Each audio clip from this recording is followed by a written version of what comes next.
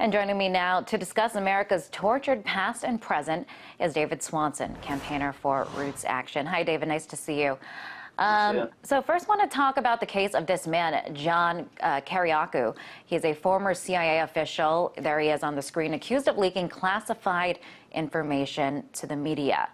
Now, this is also the same man that blew the whistle on the use of waterboarding during the Bush administration. So today, there are many questions as to whether or not this case is about politics or justice. David, what do you think?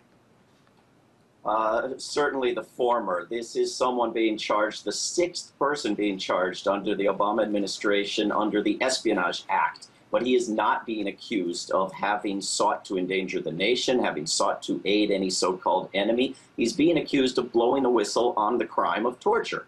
And so he is being prosecuted for something which, yes, does resemble the original purpose of the Espionage Act of 1917, which was to prosecute anyone opposing a war or discouraging recruitment. Anytime you tell the truth about U.S. foreign policy, you are discouraging recruitment from the U.S. military.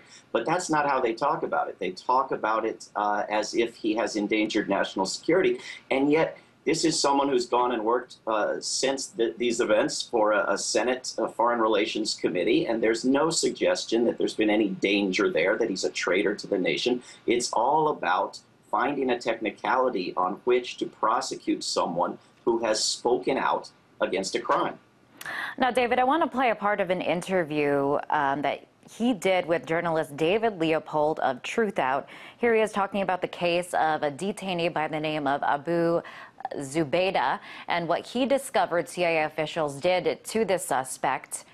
This is what they say they needed to do to extract what they call actionable intelligence. Take a look. My view now is, now that we know it was 83 times, if you have to waterboard somebody 83 times to collect the information, even if the information's correct and it's actionable, it was the wrong thing to do.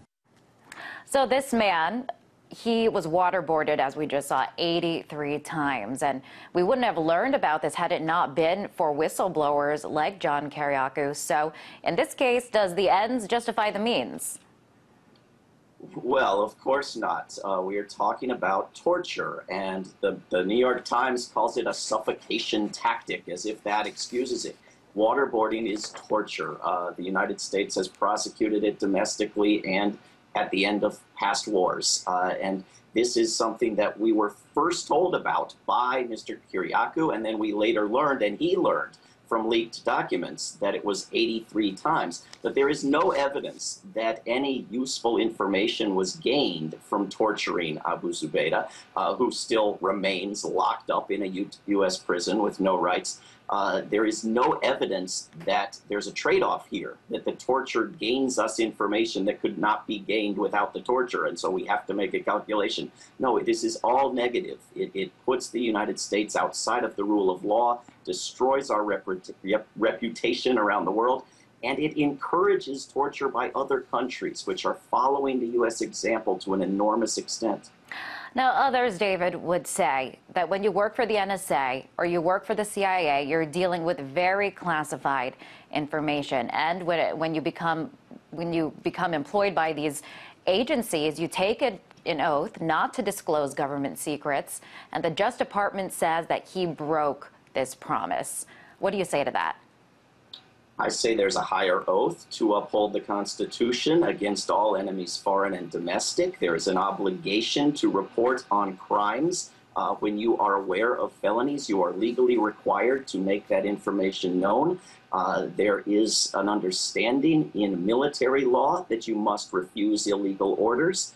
And they are not going after people who leak information in a consistent manner. They are going after people who blow the whistle on crimes. This is number 6. And there is a resemblance here to Bradley Manning, a resemblance to Thomas Drake. They are going after whistleblowers, which is exactly what candidate Barack Obama promised not to do. Now, the man that blew the whistle and he's the man that exposed these torturing practices that happened under the Bush administration. These practices, he calls them illegal. The man by the name of Philip Zelikow of the State Department made this argument, and I want to pull the quote from Wired magazine that was published in the story.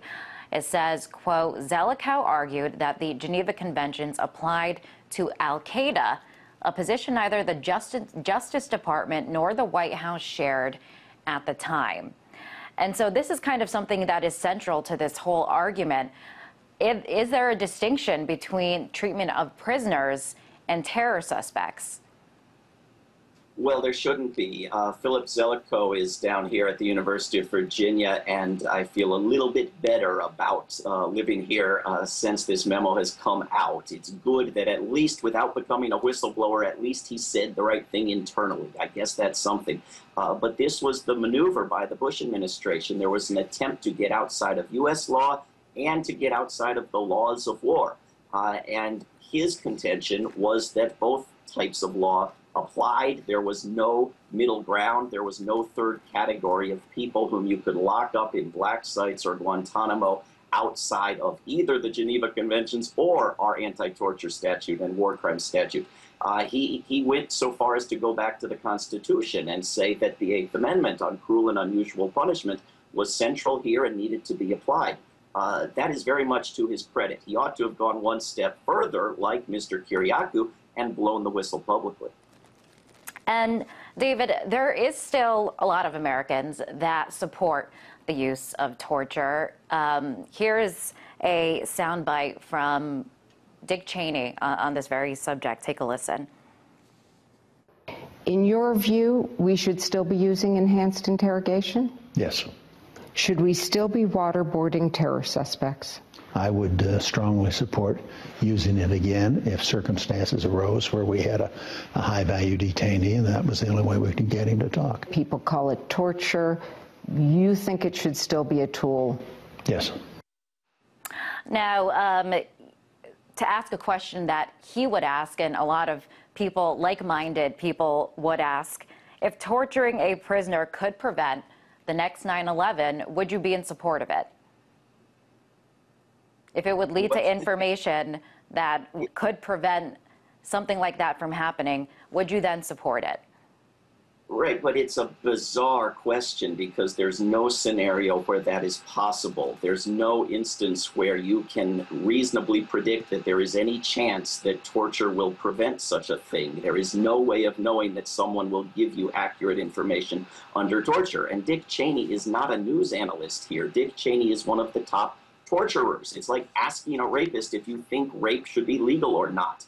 Dick Cheney and the rest of the top torturers are not being prosecuted. They're on book tour instead of on trial. And to ask them what they think of the matter is to disgrace the journalism profession. To take seriously their contention that there is this fictional scenario in which torture is going to save us after these years and years of evidence to the contrary is outrageous. All right, David. Pleasure to have you on the show as always. That was David Swanson, campaigner for Roots Action.